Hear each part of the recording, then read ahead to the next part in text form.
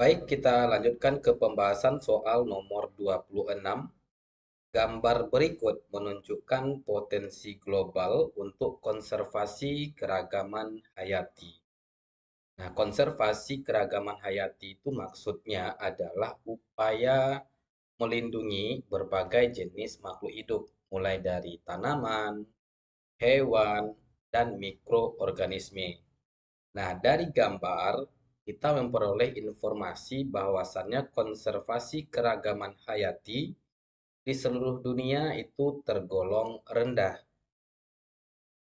Hanya daerah-daerah yang diberi tanda oranye yang konservasi keragaman hayatinya itu besar. Lebihnya yang berwarna biru laut ini konservasinya rendah. Terus yang diarsir berwarna abu-abu ini itu berada pada rentang sedang. Kesimpulan dari informasi gambar ini adalah konservasi keragaman hayati dunia itu rendah.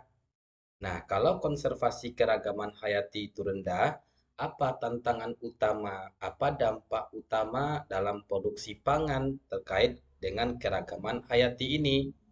Nah, tentunya penurunan keanekaragaman berbagai jenis makhluk hidup akibat punahnya berbagai jenis makhluk hidup tadi. Yang B, yang C, yang D, yang E itu bukan merupakan dampak utamanya. Maka jawaban yang tepat adalah yang A. Soal nomor 27, ini ada sebuah gambar kota lengkap dengan informasinya 1 sampai 9. Yang nomor 1 itu pusat kota, yang nomor 9 itu adalah kawasan atau bagian dari industri. Pertanyaan soal, Outling Business District yang berhasil berkembang menjadi pusat aktivitas ekonomi baru akan menghasilkan bentuk kota yang seperti apa? Jadi yang pertama kali adik-adik ketahui adalah Outling Business District itu apa? Nah, itu merupakan wilayah bisnis yang berkembang di pinggiran kota. Bentuk kota itu ada kota konsentrik. Kota konsentrik adalah kota yang berkembang dengan pola lingkaran dari pusat kota ke pinggiran. Maksudnya adalah di pusat kota utama itu ada berbagai jenis kota atau berbagai jenis sektor industri di sekeliling kota utama. Nah, kalau kota polisentrik itu kota yang memiliki beberapa pusat kegiatan ekonomi atau pusat kota utama. Kota polisentrik ini perkembangan dari kota konsentrik. Tadi kan kota konsentrik, di kota utama ini ada berbagai sektor industri atau sektor perekonomian. Nah, salah satu dari sektor perekonomian itu berkembang pesat membentuk kota baru. Selanjutnya itu ada kota monosentrik, adalah kota yang hanya punya satu pusat ekonomi. Berarti pusat perekonomian itu ada di kota utama.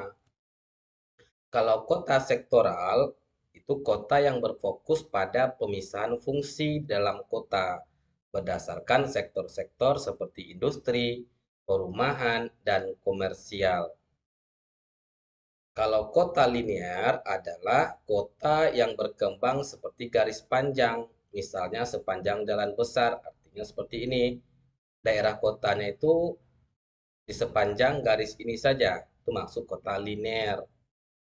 Nah, sesuai dengan pertanyaan soal, jika salah satu bisnis di kota tadi mengalami pertumbuhan, maka dia akan bentuk kota apa? Kota polisentrik. Jawaban yang di soal nomor 28, kota sektoral adalah salah satu model visualisasi bentuk kota ideal yang disusun berdasarkan asumsi utama apa? Maksudnya, apa prinsip utama dari kota sektoral itu?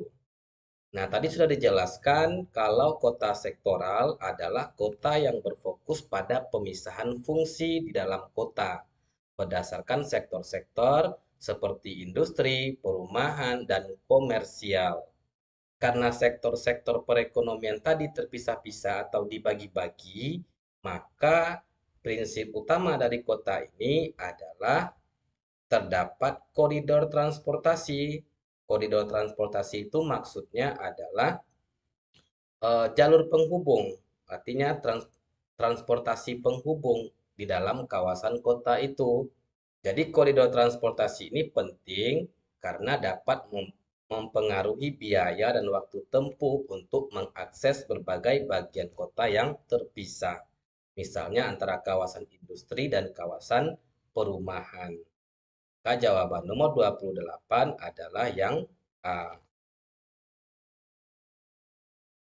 Soal nomor 29, gentrifikasi merupakan salah satu fenomena yang umumnya terjadi pada kawasan inti perkotaan atau inner city. Fenomena ini disebabkan oleh apa? Gentrifikasi adalah masuknya kelas menengah yang lebih kaya ke dalam kawasan inti perkotaan. Sehingga dengan masuknya mereka ke sana, mendorong harga properti naik dan menggusur penduduk yang kurang mampu. Singkatnya, gentrifikasi ini orang kaya pindah dia ke pusat kota sehingga menyebabkan harga barang dan jasa tadi naik. Nah, lama-kelamaan penduduk yang kurang mampu akan tergusur dari pusat kota tadi. Kembali ke pertanyaan soal, fenomena gentrifikasi ini disebabkan oleh apa?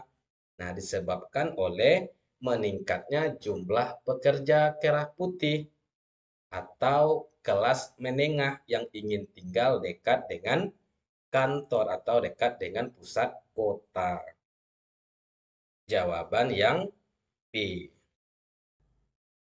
Soal nomor 30, ada sebuah gambar yang memberikan informasi terjadinya penurunan permukaan tanah dari tahun ke tahun.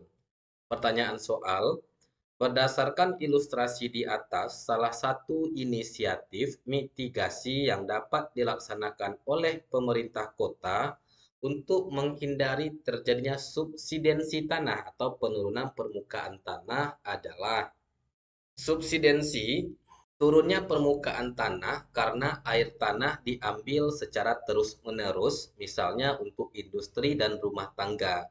Sementara air hujan tidak cukup banyak yang bisa masuk kembali ke dalam tanah.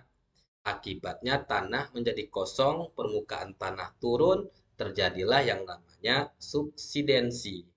Jadi solusinya adalah kita butuh lebih banyak air hujan yang masuk ke dalam tanah, bukan mengalir ke saluran atau got.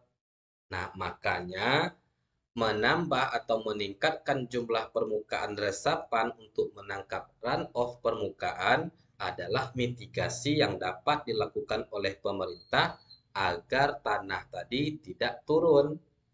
Jawaban yang A. Kita lihat yang B. Menetapkan batas beban bangunan pada kawasan rawan subsidensi. Nah, ini kurang tepat karena subsidensi atau penurunan permukaan tanah itu bukan disebabkan oleh beban, tetapi kekosongan air.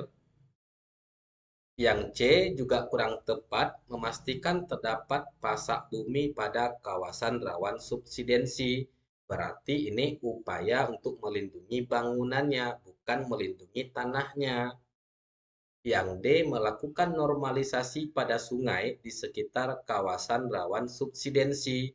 Nah, ini normalisasi sungai berarti membuat sungai tadi lancar. Ini mitigasi untuk banjir, bukan untuk penurunan permukaan tanah. Yang E melakukan pemantauan berkala terhadap gejala hidrometeorologis. Nah, memantau saja itu tidak cukup kalau tidak ada aksi nyata yang dilakukan. Makanya jawaban B sampai E itu kurang tepat untuk mitigasi dari penurunan permukaan tanah atau subsidensi.